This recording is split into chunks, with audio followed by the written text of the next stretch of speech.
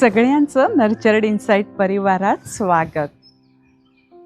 तुमचं कधी असं होतं का की लोकांना तुम्हाला असं टोचून बोलतात, टोमणे मारतात आणि जीभ ही धारदार शस्त्र आहे, त्याने ना खरंच मनाला जखमा होतात. होतं असं कारण ना आजकाल माझ्या बाबतीत असं होतं, तेही सख्या मावशीकडनं. ती मला ना लहानपणापासूनच सतत बोलत आलेली आहे. म्हणजे म्हणायची, नाव नुसतं कोमल, पण कसली कोमलताच नाही, कशी दिसते ती, किंवा ही कसली हुशार, वडिलांची पोझिशन आहे ना म्हणून शिक्षक मार्क देत असणार. आणि खरं सांगू का, मला ना त्यावेळेला या गोष्टी कधी लक्षातच आल्या नाही.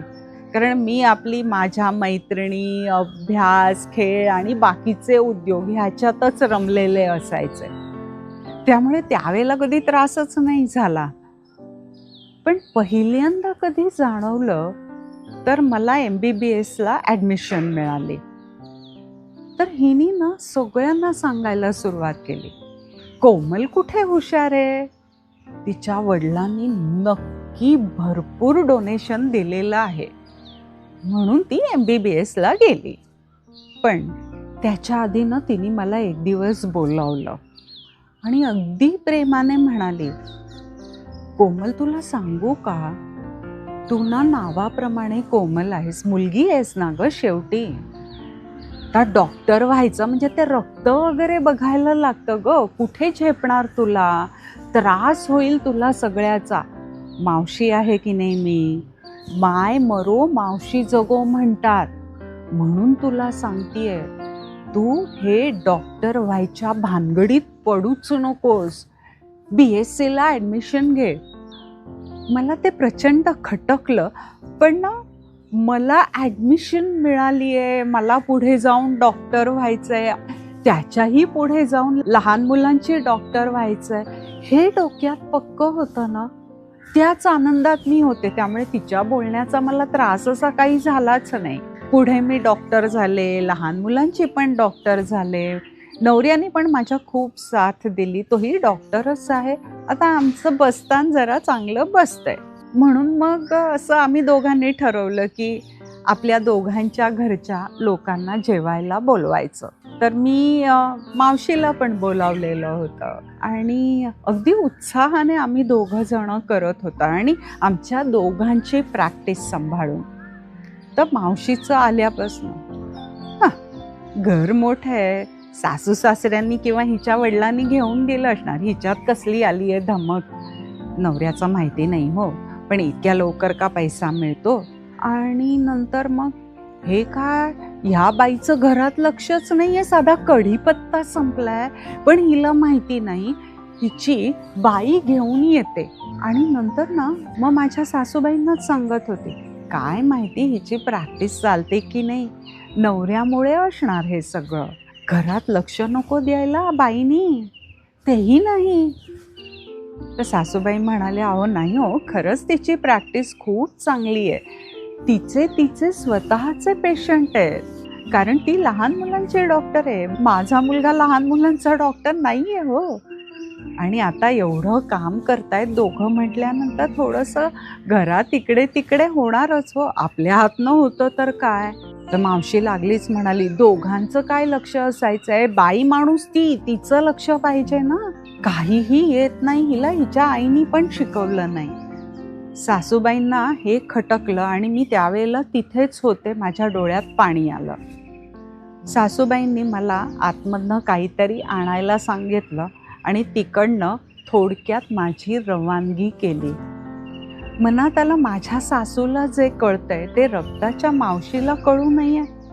आणि नंतर ना जितका वेळ ती माझ्याकडे होती तितका वेळ ती सतत मला काही ना काहीतरी टोमणे मारत राहिली आणि माझा कमीपणा दाखवत राहिली. अगदी जो माझ्याकडे नाही आहे तो सुद्धा कमीपणा ती दाखवत होती. सगळ्यांना ना ते खटकत होतं. शेवटी ना ती एका रूममध्ये एकटी होती. त्यावेळेला मी तिला सांगितलं, मावशी प्लीज असं ना सगळ्यांच्या समोर मला नको बोलू. अगदी मान्य आहे की माय मरो मावशी जगो, तो माझ्या चांगल्यासाठीच बोलतीयस, पण प्लीज नको ना, मला नाही आवडत आहे ते. तर तिने धाय मोकलून रडायला सुरुवात केली आणि सगळेजण आले त्या खोलीत. ती म्हणाली, बघा ही सख्खी रक्ताची भाची आहे माझी, पण किंमत नाही माझी तिला. कशी बोलते मला, की तू बोलतेस मला म्हणून. 2 चांगल्या गोष्टी सांगितल्या म्हणजे मी तिला टोचून बोलले का? बाकीच्यांनाही ते खूप खटकलं आणि मी खूप रडले त्यावेळेला. नंतर काही दिवस गेले, आईकडे सगळेजण जमलेले होते. तर त्यावेळेला मावशीने विषय काढला आणि परत तोच प्रकार सगळा घडला.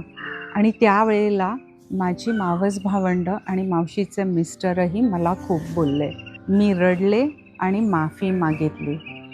मावशी तिच्या घरी गेली आणि तरीही माझं रडणं थांबत नव्हतं.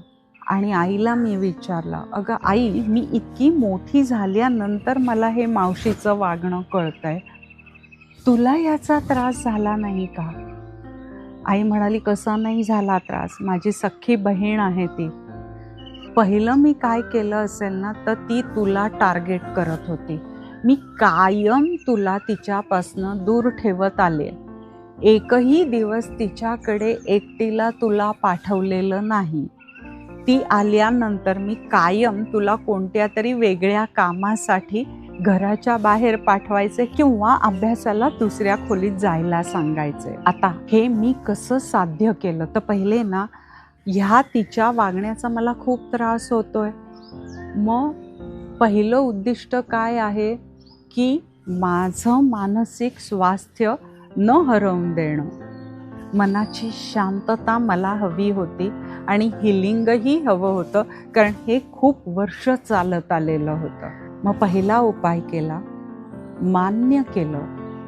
आता सगळ्यांनाच माहिती आहे की तीव्र भावनेला नाव दिलं, मान्य केलं की त्या भावनेची तीव्रता कमी होते आणि तसंच माझ्या ह्या त्रासाची तीव्रता कमी झाली. दुसरा उपाय म्हणजे ना, दुर्लक्ष करणं. आता हे दुर्लक्ष करणं जमलं, हे तिसऱ्या उपायाने म्हणजे प्रतिक्रिया न देणे. आता ही प्रतिक्रिया का द्यायची नाही, कारण तिचा उद्देश काय आहे, तुम्हाला पेटवणं, तुम्ही रागवलं पाहिजेत, तुम्हाला लागलं पाहिजे, तुम्ही बोललात की मग भांडणं होणार आणि मग ती कशी बरोबर हे दाखवणार. सांगितलंय कोणी हे सगळं? आपल्याला माहिती आहे आपल्याकडे काय आहे, मग तिला कशाला ते प्रूव्ह करायला जायचंय. तू आत्ता सांगितलं होतंस तसं मीही तिला सांगितलं होतं आणि त्यावेळेला भरपूर कांगावा केलेला होता तिने. मग शेवटी सोडून दिलं आणि म्हटलं आपण प्रतिक्रिया द्यायची नाही. आणि मग त्यामुळे त्या सिच्युएशनमधली हवा पण निघून जायची. चौथा उपाय असा केला होता की बऱ्याच वेळेला ना त्रास व्हायचा, पण मी हसण्यावारी न्यायचे. ती म्हणायची ना, तुम्ही काय बाबा श्रीमंत, बडे लोक. मग मी म्हणायचं, हो का, आम्ही श्रीमंत आहोत हे ऐकून ना खूप बरं वाटलं. म्हणजे पैसा कोणाला नको असतो ना. आणि मग ते बोलणं मात्र तिचं हळूहळू कमी झालं, बंद काही झालं नाही. आणि 5वा उपाय असा होता ना, की ती असं का वागत असेल. तर मग लक्षात आलं की तिचा मुलगा पण तुझ्याच वयाचा, त्याला तेवढे मार्क मिळत नाहीये, तो तेवढा पुढे जात नाहीये. तुला MBBSला ॲडमिशन मिळाली, त्याला मिळाली नाही. तर हा एक प्रकारचा मत्सर आहे आणि हा मत्सर येतोय कुठनं, तर कमीपणाच्या भावनेतनं येतोय ना. मग म्हटलं की हिला एम्पथी, समानुभूती दाखवायला पाहिजे. आता हे तिच्याजवळ जाऊन बोलणं शक्यच नव्हतं, पण ही समानुभूती मी माझ्यापुरती मर्यादित ठेवली की ती असं बोलतेय कारण तीच मानसिकदृष्ट्या खचलेली आहे किंवा तीच मानसिकदृष्ट्या कमकुवत आहे, त्यामुळे ती हे सगळं करतेय. आणि त्याच्यामुळेही मला दुर्लक्ष करायला खूप सोपं गेलं अगं. आणि 6वी गोष्ट म्हणजे ना, मी हे सोडून पण दिलं आणि तिला माफ पण करून टाकलं. तिला माफ केलं हे तिला सांगायला गेलेच नाही, कारण त्याचा उपयोगच नव्हता. ती काही चुकतीये असं तिला वाटतच नव्हतं.